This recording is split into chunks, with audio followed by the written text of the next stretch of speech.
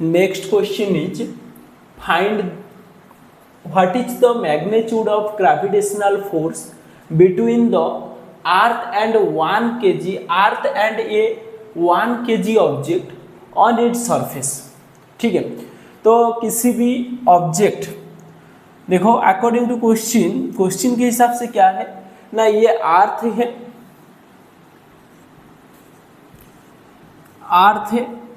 अर्थ के सरफेस के ऊपर एक ऑब्जेक्ट है। ठीक है, अर्थ के सरफेस के ऊपर क्या है ना, एक ऑब्जेक्ट है जिसका मास क्या है ना 1 kg का एक ऑब्जेक्ट है। ठीक है, 1 kg का एक ऑब्जेक्ट है। पूछा है क्या ना, earth and this object which is placed on the surface of the earth, इन दोनों के बीच में ग्रेविटेशनल फोर्स क्या होगा, इन दोनों के बीच में ग्रेविटेशनल फोर्स क्या होगा। देखो ये दोनों के बीच में मुझे क्या निकालना है, ग्रेविटेशनल फोर्स निकालना है। ठीक है, किसी भी ऑब्जेक्ट जब सरफेस ऑफ द अर्थ में रहता है, on the surface of the अर्थ में रहता है, तो उसके लिए जो डिस्टेंस है between object and earth that is radius of the अर्थ। तो उसको क्या माना जाता है ना, सेंटर से ये दोनों के बीच में जो रेडियस माना जाता है, इस दोनों के बीच में जो डिस्टेंस माना जाता है that is radius of the earth and that value is given 6.4 into 10⁻6 metre, और उसका वैल्यू कितना दिया है ना 6.4 into 10⁻6 metre. So Newton's law of gravitation के हिसाब से, ठीक है, तो मैं लिख सकता हूं गिवन क्या क्या गिवन दिया है, m1 that is mass of the अर्थ ले जाते हैं कितना 6 into 10⁻24 kg that is mass of the अर्थ को मैंने m1 ले गए and that value is 6 into 10⁻24 kg। Okay, next क्या लूंगा ना m2 लूंगा। m2 क्या है ना mass of the object that is 1 kg, mass of the object कितना 1 kg। r distance between object and earth और radius of the earth that is 6.4 into 10⁻6 metre.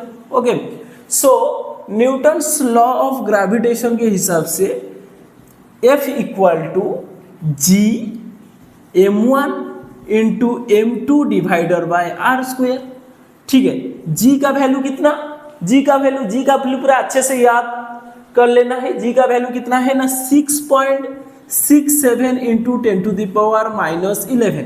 Okay, 6.67 into 10⁻11। Okay, m1 का value कितना ना 6 into 10⁻24, 6 into 10⁻24 kg into m2 का value कितना, m2 का value 1 है और रेडियस कितना है 6.4 इंटू 10⁻6 मीटर। तो रेडियस का r स्क्वायर मतलब स्क्वायर ऑफ दिस क्या होगा, स्क्वायर ऑफ दिस, इसका स्क्वायर। ओके, अब मैं क्या करूंगा, नंबर सारे को वन साइड को लेके आऊंगा और जितना 10⁻4 फॉर्म में है उसको मैं और एक साइड को लेके जाऊंगा।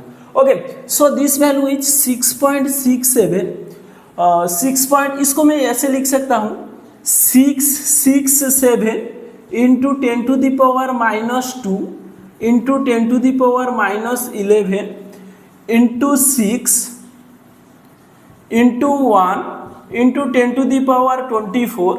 ओके, डिवाइडर बाय इसको मैं लिख सकता हूं 64 इंटू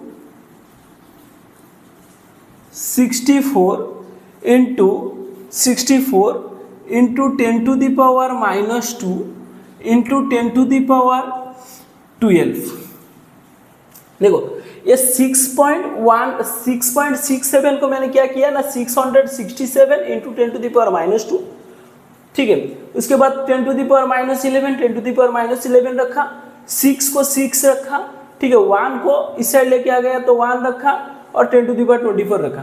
देखो इसको क्या होता है, ये 6.4 इंटू 6.4, मैं लिख सकता हूँ 64 इंटू 64 इंटू 10⁻², क्योंकि ये क्या हो, ये 1 पॉइंट हटा, ये 1 पॉइंट हटा, जहाँ पर पॉइंट उठता है पॉइंट रिलीज करते हैं वो क्या होता है 10⁻⁻, ठीक है,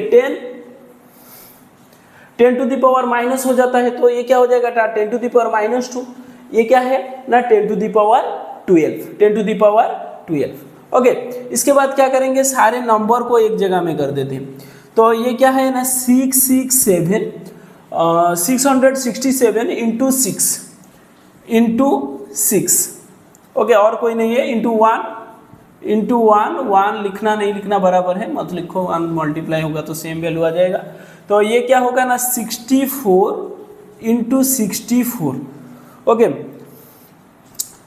नेक्स्ट ये ऊपर में क्या दिया है 10⁻11 2, तो 10⁻−13 इंटू 10⁻24 इंटू 10 क्या होगा ये -2 प्लस 10, -2 प्लस 10 होगा तो -2 प्लस 12, तो ये क्या हो जाएगा ना 10⁻10,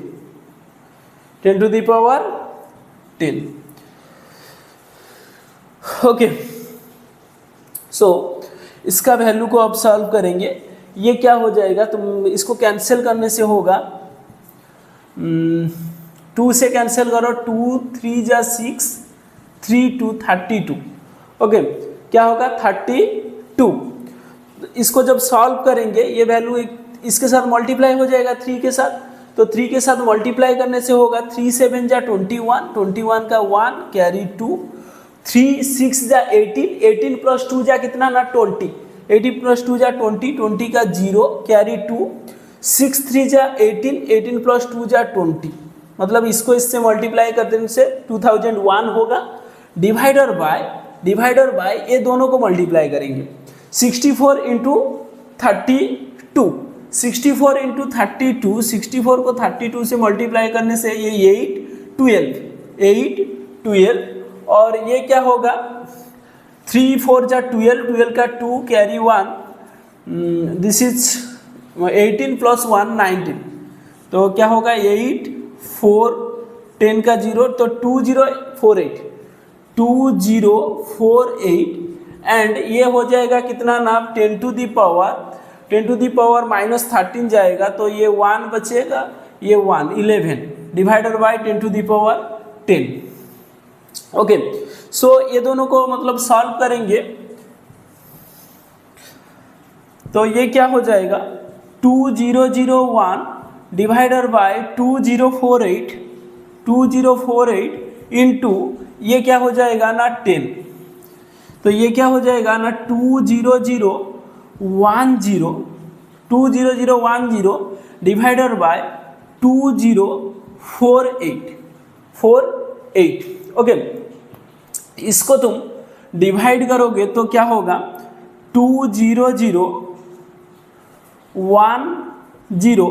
इसको कितने में डिवाइड करना है 2048, 9 होगा तो 9 8 जा 72, 72 का 2 कैरी 7, ओके, 9 4 जा 36, एक्स का वैल्यू क्या आएगा 9.8 आएगा, 9.8 nearly equal to approximately 9.8 newton, ठीक है।